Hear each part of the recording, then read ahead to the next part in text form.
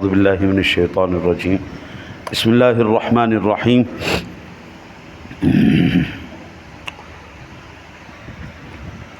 وَكُلُوا وَاشْرَبُوا حَتَّى يَتَبَيَّنَ لَكُمُ الْخَيْطُ الْأَبْيَضُ مِنَ الْخَيْطِ الْأَسْوَدِ مِنَ الْفَجْرِ، اور کھاؤ پیو یہاں تک کہ تمہارے لیے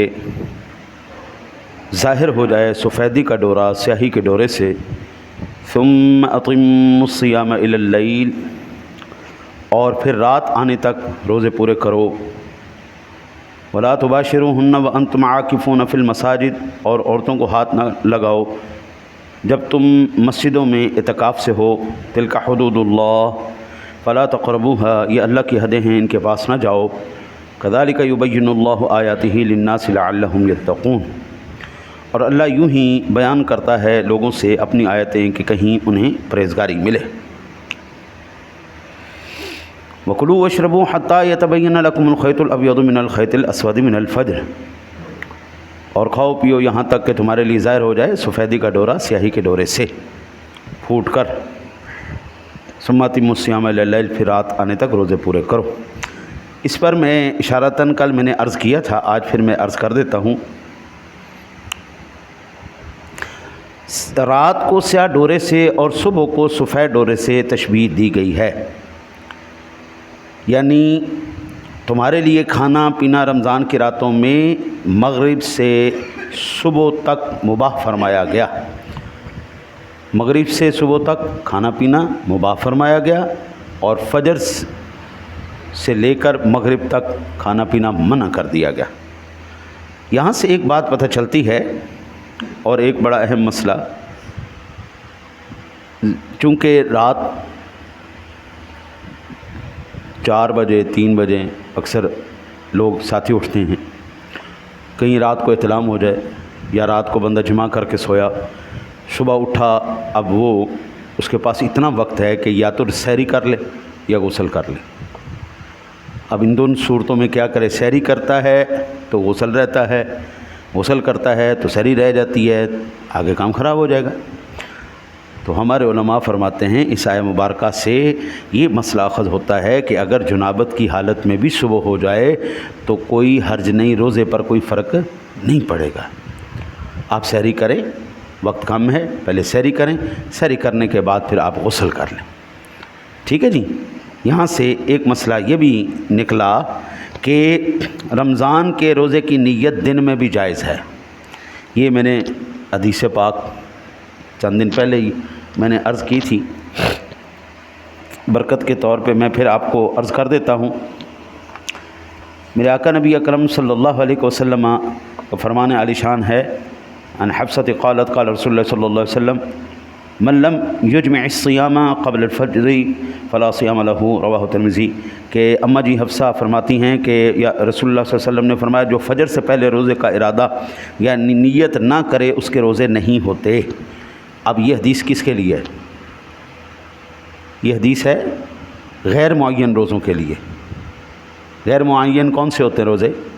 منت کے روزے، قضاء کے روزے، نفل کے روزے۔ اب یہ حدیث پاک اگر مطلقاً رکھا جائے تو پھر یہ مسائل تو گڑبڑ ہو جائیں گے۔ یعنی حدیث پاک کو سمجھنے کے لیے قرآن پاک پر نظر ہونا بھی ضروری ہے۔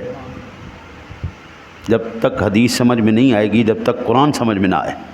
قرآن سمجھ میں آ گیا، اچھا پھر یہ بھی نہیں کہ اب یہ اسی میں اگر میں ادھر احادیث کی طرف چلا گیا تو پھر وہ ساری بات احادیث کی ہو جائے گی۔ یہ درس قرآن ہے، اس لیے میں قرآن پاک پہ ہی زیادہ توجہ رکھنا چاہتا ہوں کہ حضور نے فرمایا اذان کے وقت اگر اذان ہو رہی ہو، ہاتھ میں برتن ہے، تو کھاتے پیتے رہو، اپنی حاجت پوری کرو۔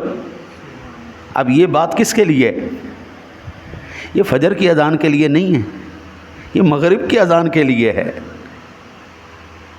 اذان اعلان ہے کس کا؟ اگلا وقت شروع ہو چکا ہے۔ اذان اعلان ہے، اگلا وقت شروع ہو چکا ہے، اور اس وقت کھانا پینا اب اس بات کا اعلان ہے کہ آج میرا روزہ نہیں ہے۔ حدیث پاک کے بقیہ حصوں پر بھی نظر ہونا، قرآن پاک پر نظر ہونا یہ بھی ضروری ہے، کیونکہ اللہ کہتا ہے تلک حدود اللہ، یہ اللہ کی حدیں ہیں، ان کے پاس نہیں جانا۔ آدمی اگر حرام سے بچنا چاہتا ہے تو مکروہ کے قریب بھی نہ جائے. مکروہ یہ حد کے قریب ہونا ہے. حد کے قریب ہوتے ہوتے پہلے بندہ صرف مکروہ کرتا ہے، پھر مکروہ تحریمی پر پہنچ جاتا ہے، پھر مکروہ تحریمی سے سیدھا حرام پہ. تو اس راستے جانا ہی کیوں ہے جس راستے میں سوائے نقصان کے کچھ بھی نہیں؟ بھئی صبح آپ 4 بجے سے لے کر 39 منٹ تقریباً ایک اندازہ 4:30 بجے سے لے کر آپ 6:18 19 منٹ تک بھوکے رہتے ہیں. اگر تو آپ نے وہ احتیاط کی ہے، پہلے وقت میں روزہ رکھ کے کھا پی کے آپ فارغ ہو چکے ہیں، آپ نے مکمل روزہ کیا، الحمدللہ یہ سارے 12-14 گھنٹے آپ کے بالکل عبادت میں گزرے، لیکن اذان ہو رہی ہے ادھر سے آپ کھا رہے ہیں، تو اس بات کا کیا مطلب ہوا؟ کھانے کے بعد آپ نے جو کھایا اذان کے وقت. اچھا پھر وہ احادیث بھی ہیں غالباً بخاری مسلم میں، میں نے مشکات میں پڑھی کہ جب بلال اذان دے تم کھاتے پیتے رہو، یہ حدیث بھی ہے. حضرت بلال رضی اللہ تعالیٰ عنہ کون سی اذان دیتے تھے؟ تہجد کی اذان دیتے. تہجد کی اذان کے بعد کھانا پینا ٹھیک ہے، جائز ہے، کوئی مسئلہ نہیں، جب تک کہ فجر کی اذان نہ ہو جائے. فجر کی اذان ہوئی ختم، اس کے بعد کچھ کھانا پینا نہیں. صرف 1 منٹ کی غیر احتیاطی تدبیر کے پیچھے آپ سارا دن آپ کا گیا. آپ کی نظر میں تو آپ نے روزہ رکھ لیا لیکن روزہ تو گیا. اسی لیے جو ضروری مسائل ہیں، میں نے انشاءاللہ ایک کتاب لکھی ہے، عبدالحمید صاحب نے لکھوائی ہے، اللہ تعالیٰ اس کو اس کا اجر عظیم عطا فرمائے. انشاءاللہ قریب آئے گی، میں یہاں پہ رکھ دوں گا، آپ اس کا مطالعہ کیجئے گا. اس میں نے مفسدات نماز لکھے ہیں، شرائط نماز، فرائض نماز اور مفسدات نماز. یہ 3 چیزوں کا ہر ایک مسلمان کو علم ہونا ضروری ہے. نماز کی شرائط، نماز کے فرائض اور وہ چیزیں جو نماز کو توڑ دیتی ہیں. یہ 3 چیزوں کا تو اشد ترین ضروری ہے ہر مسلمان کو علم ہونا. شرائط اور فرائض وہ ہیں، ان میں سے ایک بھی رہ گیا نماز سرے سے ہی کوئی نہیں. مفسدات نماز اگر ان میں سے کوئی وقوع پذیر ہو گیا، نماز تو ٹوٹ چکی ہے لیکن آپ پڑھی جا رہے ہیں. ہاں جی، یہ چیزیں علم ہونا بڑا اشد ضروری. انشاءاللہ وہ جلدی آ جائے گی، 2-4 دن میں آ جائے گی انشاءاللہ حضور کے فعل، اس کو مطالعہ لازمی کیجیے گا، ہے نہیں. تو یہ چیزیں ہونا ضروری. تو رمضان کے روزوں کے لیے یہ مسئلہ بھی اشد ضروری ہے. پھر علماء فرماتے ہیں کہ رمضان کے روزے کی نیت دن میں جائز ہے، اور اس سے روزے کی آخری حد بھی معلوم ہوتی ہے. اور یہ مسئلہ ثابت ہوتا ہے کہ بحالت روزہ خورد و نوش اور مجامعت میں سے ہر ایک کے ارتکاب سے کفارہ لازم آتا ہے. اگر روزہ رکھا ہوا ہے پھر جان بوجھ کے کھا رہا ہے، پی رہا ہے، جمع کر رہا ہے، کیا کیا اس نے؟ اللہ کے حد کو توڑا. تو اللہ کے حد کو توڑنے پر کیا ہوگا؟ اس پر کفارہ پڑے گا. رمضان مبارک کے روزوں کا کفارہ کیا ہے؟ یا تو 2 مہینے کے روزے مسلسل رکھے، اگر ہمت ہے مرد بغیر کسی بریک کے 60 دنوں کے روزے رکھے. اس نے 40 دن کے روزے رکھے، 2 دن چھوڑ دیا، پھر اس نے آگے شروع کیا، نہیں جی دوبارہ سے سٹارٹ کرو. اگر عورت اس حد کو توڑے گی تو اس کے لیے وہ ایام جو قدرت نے اس کے اوپر رکھے ہیں، ٹھیک ہے نا جی، مخصوص ایام وہ نکال دے گی. اس کی روٹین وہ جو ہے نا جی، وہ ترتیب صحیح برقرار رہے گی، کیونکہ وہ اس کا قصور نہیں ہے، اس میں قدرت کا عمل دخل ہے. تو وہ ایام نکالنے کے بعد وہ آگے سے شمار کرے. 28 دن ہو گئے، 25 دن ہو گئے، ایام مخصوصہ شروع ہوئے، وہ 3 دن رہے، 4 دن رہے، 5 دن رہے، 8 دن رہے، 10 دن، میکسیمم 10 دن تک ہوتے ہیں، اس سے زیادہ نہیں ہوتے. 10 دن کے بعد وہ پھر آگے وہیں سے ترتیب آگے سے شروع کرے، 25 26 جان تک لے کے جاتی ہے. لیکن مرد کے لیے کیا حکم؟ مسلسل 2 مہینے کے روزے رکھے. اگر 2 مہینے کے روزے نہیں رکھ سکتا تو وہ کیا کرے؟ وہ 2 وقت کا کھانا مسکینوں کو کھلائے، 60 مسکینوں کو کھلائے، یا 60 دن تک ایک مسکین کو 2 وقت کا کھانا کھلائے. اگر یہ بھی نہیں کر سکتا تو پھر کیا کرے؟ پھر وہ ایک صدقہ فطر کی مقدار وہ 60 کے ساتھ ضرب دے. مثلا آج کل 320 روپے یہ محتاط ہے، ٹھیک ہے جی، 320 روپے کو اگر ہم 60 کے ساتھ ضرب دیں تو 19,200 روپے بنتے. 19,200 روپے وہ فی روزے کا کفارہ دے گا. جی، ایک روزے کا کفارہ جو اس نے جان بوجھ کے توڑا، یہ کفارہ ہو رہا ہے، فدیہ نہیں. فدیہ اور چیز ہے. فدیہ کہتے ہیں جو معذور ہے، بیمار ہے، بزرگ ہے، عذر لاحق ہے، یہ اس کے لیے ہوگا فدیہ، یہ ہوگا کفارہ. فدیہ ہوگا 1 مہینے کا، یعنی جتنے روزے ہوں گے 29 ہوں گے یا 30 ہوں گے، ہاں جی، یہ اس کا ہوگا. اس کو آدھا کر لیں، ہاں جی، تو یہ وہ بنے گا اس کا فدیہ. لیکن فدیے کے لیے ایسا بیمار ہونا ضروری ہے جس کی کبھی امید ہی نہ ہو یہ ٹھیک ہو سکتا ہے. کینسر کا مریض ہے، اللہ تعالیٰ محفوظ رکھے ہر ایک مسلمان کو. کینسر کا مریض ہے، کینسر ایک ایسی لعنت ہے جی، وہ ایک دفعہ چمڑ جائے نا وہ جاتی ہی نہیں، عموماً دیکھا گیا. لیکن کبھی کبھی میرا رب اپنی قدرت، ابھی آپ اندازہ کریں کہ میں یہ جب میں نے تحقیق سنی اور پڑھی میں حیران ہو گیا.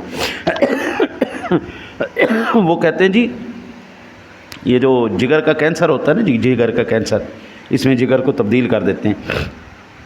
کہتے ہیں کہ جگر کا کینسر کا علاج ہمیں مل گیا، اور ملا کس میں ہے؟ بخار میں. ایک بندے کو ٹائیفائیڈ ہو گیا، بخار ہو گیا، بڑا شدید ہو گیا، وہ جگر کے کینسر کا مریض تھا. وہ کہنے لگے ہم نے جب اس کا علاج کیا تو ہم حیران ہو گئے، وہ بخار اس کینسر کو ٹھیک کر رہا تھا. میں نے کہا واہ میرے مالک تیری قدرت پر قربان جائیں، تو نے کوئی بھی شے جو ہے وہ ایویں نہیں رکھی. بخار بھی رکھا ہے تو ہماری بھلائی کے لیے رکھا ہے. اور یہ جو روزے آئے ہیں اس پر تو میں کہتا ہوں، مجھے تو بس میں ایک کہتا ہوں کہ موٹیویشن کے لیے میں یہ کوٹ کر دیتا ہوں، ورنہ میرے لیے قرآن کافی ہے بس. وہ سائنس کہتی ہے، یہ چائنا کے وہ ایک جو ریسرچر ہوتے ہیں، اس نے کہا کہ اگر کوئی بندہ سال کے اندر 25 دن یہ دورانیہ 12 گھنٹے بھوکا رہ لے تو اس کو زندگی میں کبھی کینسر نہیں ہوگا. ہمارے مسلمانوں کے اندر آپ کو شاذ و نادر کوئی مریض ملے گا، کیونکہ مسلمان اکثریت روزے رکھتی ہے. مسلمان ایسی موذی مرضوں میں مبتلا، اچھا جو مبتلا ہوگا وہ پکی بات ہے روزوں کو چھوڑنے والا ہوگا، پکی بات، وہ روزے نہیں رکھتا ہوگا. یہ کیسے ممکن ہے؟ نماز پڑھنے والا کبھی پاگل ہو کے نہیں مرے گا. نماز پڑھنے والا ڈپریشن میں نہیں مرے گا. ڈپریشن اگر میں سادہ لفظوں کے اندر اس کی تعریف کروں نا، دماغ تک خون نہ پہنچنا اور اس کی وجہ سے دماغ بیمار ہو جانے کو ڈپریشن کہتے ہیں. اور میرے آقا نبی اکرم صلی اللہ علیہ وسلم نے کیا فرمایا؟ حضور کی سنت کیا ہے؟ سجدے کے اندر کم از کم آپ 3 مرتبہ کہیں سبحان ربی الاعلی، اور افضل ہے اس سے زیادہ آپ کہیں 5 مرتبہ کہیں 7. وہ کم از کم 3 مرتبہ تسبیح کہنے کے دورانیے میں اللہ تعالی ہمارے دماغ کے اندر خون پھیر دیتا ہے. یہ سجدے کی برکت ہے. ہاں جی، میں یہ صرف موٹیویشن کے لیے عرض کیا، میرے لیے حضور کا حکم اور اللہ کا حکم کافی ہے. اس لیے میرے آقا جی نے جو حکم فرمایا، یا اللہ جی نے جو حکم فرمایا ہے، حضرت جی یہ ممکن نہیں ہے کہ اس کا کوئی فائدہ نہ ہو. ہم نے کبھی میری زندگی میں کوئی مسلمان پاگل ہو کے نہیں مرا، اور جو ہوا ہے وہ اپنی غلطیوں کی وجہ سے بے نمازی تھا. کوئی مسلمان موذی مرض کے اندر مبتلا نہیں ہوا، جو ہوا ہے وہ روزوں کا تارک تھا. ہم نے تو آنکھوں سے یہ نظارے دیکھے ہیں، عقل نہیں ماری جاتی. علماء 90 سال کے ہو جاتے ہیں، حدیث پڑھا رہے ہوتے ہیں، دماغ ان کے خراب نہیں ہوتے. کیوں؟ قرآن کا صدقہ ہے جی، نماز کا صدقہ ہے جی. 90 سال کے علماء حدیث پڑھا رہے ہوتے ہیں اور دماغ نہیں خراب ہوتا ان کا. تو دنیا دار 60 تو بعد دماغ ماریا جاندہ انہوں نے، کیونکہ وہ گئے نا، نماز سے گئے، روزے سے گئے. تو یہ تو سائیڈ ایفیکٹس تو ہیں حضرت صاحب، اس کی پکی بات. ٹھیک ہے جی. اس لیے علماء نے، اچھا اس سے ایک بات یہ بھی معلوم ہوتی ہے کہ جہاں پر اللہ تعالیٰ کی حدود کا ہم نے خیال رکھنا ہے، وہ نہیں توڑنی، وہاں پر وہ کام بھی نہیں کرنے جو اللہ اور اس کے رسول صلی اللہ علیہ وسلم نے ہمیں منع فرمایا. ٹھیک ہے نا جی. وہ حرام کے زمرے میں تو نہیں آتے، لیکن وہ تقریباً وہاں تک پہنچ چکے. مثلاً صوم وصال رکھنا، یہ خود بخود اپنے آپ کو ہلاکت میں ڈالنا ہے. حضور نبی کرم صلی اللہ علیہ وسلم نے رکھا ہے، لیکن یہ حضور کی خاصیت تھی. یہ صرف آپ جناب کا، میرے آقا جی کا ایک خاصہ تھا کہ 15 دن آقا جی کچھ نہیں کھاتے تھے، مسلسل روزے پہ روزہ، روزے پہ روزہ، روزے پہ روزہ، روزے پہ روزہ، نہ افطاری نہ سحری، نہ افطاری نہ سحری. 1 2 3 4 15 تک پہنچ گئے آقا جی. ہمارے اندر بابا جی 3 دن بھوکا پیاسا رہنے کی اوقات نہیں ہے. جو ایسا کرے گا اس نے خود کو ہلاکت میں ڈالا. اگر وہ مر گیا تو خودکشی کی موت مرے گا، ایمان کی موت نہیں مرنے والا. ایمان کی موت صرف اسی وقت ہوگی جب آقا جی کے احکام پر عمل کرتا ہوا مرے گا. تو میرے آقا نبی کرم صلی اللہ علیہ وسلم ایک مرتبہ تشریف لائے تو ایک صحابی کہنے لگے میں ساری رات جاگتا رہوں گا، سوؤں گا نہیں. دوسرے نے کہا میں ساری زندگی اپنی بیوی کے قریب نہیں جاؤں گا. تیسرے نے کہا میں ساری زندگی روزے رکھوں گا. آقا جی نے سن لیا، ایک ہی ساری رات نہیں سوؤں گا. تم بڑا صوفی آ گئے. میں اللہ کا نبی ہوں، میں رات کو سوتا بھی ہوں، میں جاگتا بھی ہوں، میں روزے رکھتا بھی ہوں، میں افطار بھی کرتا ہوں، میں اپنی بیویوں کے پاس جاتا ہوں. یہ اسلام نہیں ہے. رہبانیت کی طرف چل پڑے. ایسی صوفیت جو اللہ اور اس کے رسول کے رستے سے ہٹ کے ہو، ہم ایسی صوفیت کو نہیں مانتے جی. ایسے پیر کو نہیں مانتے. ایسا کلندر صوفی سب بیوقوف آدمی، پاگل آدمی، وہ خود بخود اپنے آپ کو ہلاکت میں ڈال رہے ہیں جب اللہ رسول کا حکم ہی نہیں. تم کیوں کر رہے؟ یعنی اس کا مطلب یہ ہوا وہ سیدنا صدیق اکبر سے زیادہ سیانے بننے کی کوشش کر رہے ہیں. صدیق اکبر کو نہیں سمجھ میں آئی، صحابہ کو نہیں سمجھ میں آئی، ان کو زیادہ سمجھ میں آ گئی. باقی مجاہدہ، ریاضت، عبادت یہ الگ بات ہے، لیکن اس کا یہ مطلب نہیں ہے کہ خانہ داری، امور خانہ داری چھوڑ دو. ہاں جی، اللہ سے دعا کرتے اللہ تعالیٰ اپنے حبیب کا صدقہ ہمیں قرآن و حدیث پر عمل کرتے ہوئے زندگیاں گزارنے کی توفیق عطا فرمائے.